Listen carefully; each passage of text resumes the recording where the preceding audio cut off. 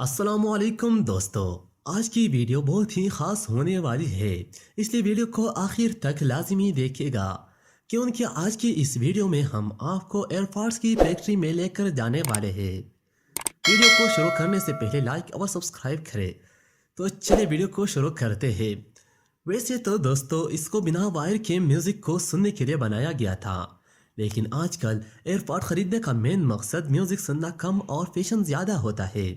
सबसे पहले फैक्ट्री में इसके मेन हिस्से यानी इसकी बॉडी को एक मोड़ मशीन की मदद से तैयार किया जाता है, जिसके बाद बारी आती है फैक्ट्री की तैयारी की। इसको बनाने के लिए एक बहुत बड़े कंटेनर में ब्लैक लिथियम के साथ दूसरे केमिकल्स को डालकर अच्छी तरह से मिक्स करके उनका एक पेस्ट तैयार कर लिया जाता है।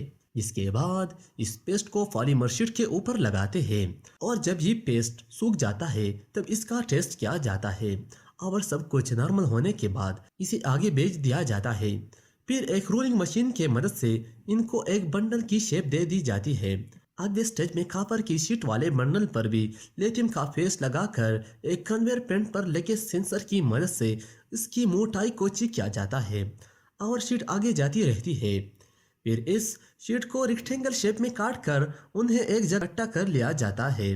और अब बारी आती है बैटरी असेंबलिंग की। इस असेंबलिंग प्रोसेस में लिथियम पॉलीमर शीट के ऊपर कॉपर वाली शीट को रखते हैं और बिल्कुल इस तरह करते हुए इन दोनों की एक मोटी लेयर तैयार कर ली जाती है। अब उन इंटरनल बैटरीज पर एल्यूमिनियम की शीट को लगाया जाता है, जिसके बाद एल्यूमिनियम की शीट में बैटरी के इंटरनल हिस्से को डालकर पूरी तरह से बंद कर दिया जाता है।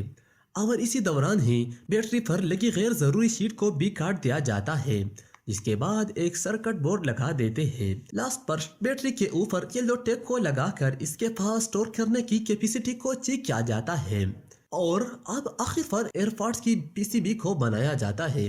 दोस्तों इस पीसीबी की वजह से सारे फंक्शन अच्छे से काम करते हैं।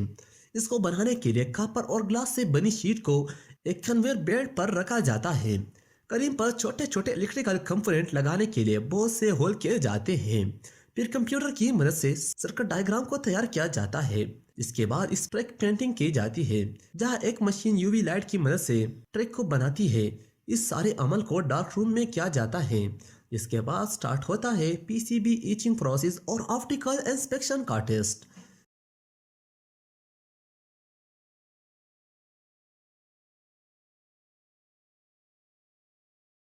जिसके बाद इस टेस्ट को ग्रेन किया जाता है, जिससे पीसीबी में शॉर्ट सर्किट का खतरा कम हो जाता है। और आखिर पर एक मशीन की मदद से सब इलेक्ट्रिकल कंपोनेंट्स को लगा दिया जाता है। इसके अलग अलग तरह के कैपेसिटर, आईसी रेजिस्टेंस और चार्जिंग पिन वगैरह, जिन्हें एक दूसरी फैक्ट्री में तैयार करके यह पीसीबी पर लगाने के लिए लाया जाता है। इन्हें बनते हुए देखना भी किसी तफरीह से कम नहीं होता। फिर इस बड़े पीसीबी शीट को एयरपॉड की साइज के हिसाब से छोटे छोटे शीट में तोड़ दिया जाता है। इस तरह से सभी छोटे छोटे पार्ट्स बनकर तैयार हो जाते हैं। अब बारी आती है चार्जिंग केसिंग असेंबलिंग के, जिसके लिए सबसे पहले इसमें मेन मैग्नेट को इंस्टॉल किया जाता है, जिसको ग्लू की मदद से फिक्स किया जाता है। फिर बैटरी को पीसीबी से कनेक्ट कर दिया जाता है, जिसके बाद पीसीबी को स्क्रू लगाकर फिक्स कर दिया जाता है।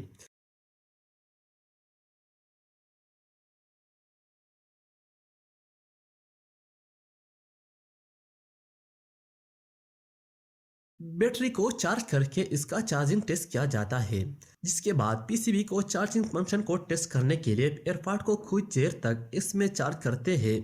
इसके बाद वायरलेस कॉइल को वेल्डिंग करके बैटरी के ऊपर वाले केस से ग्लू की मदद से पेस्ट कर दिया जाता है।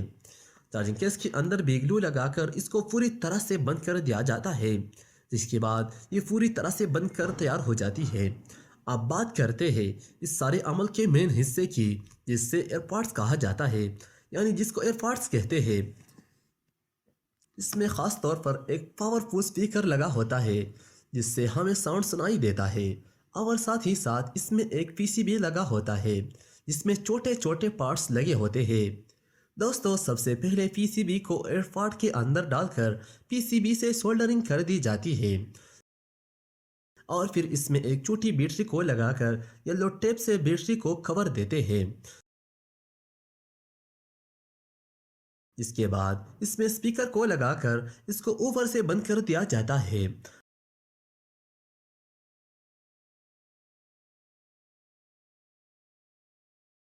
اور آخر پر ایلومینیم سے بنے چارجنگ پوائنٹس کو لگا کر اس عمل کو پوری طرح سے کمپلیٹ کر دیا جاتا ہے۔